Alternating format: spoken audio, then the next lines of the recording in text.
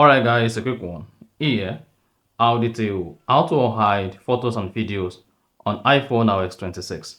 So if at the end of this you found this often informative, please don't forget to like and then subscribe. Now the first one to do is go ahead and open the Photos app. Now go back to where you have access to Photos and then your video. Then scroll down to the bottom under Collections. Now come to where you see Hidden under Utilities. Then locate and click on Hidden. Now, you need to view this with your Face ID or your passcode. Then, you'll be able to see all your hidden photos on your iPhone. Now, to restore these videos or photo, all you need to do is click on Select at top right. Select all the items you want to restore. Click on the three dots at the top right. Then, locate and click on Unhide.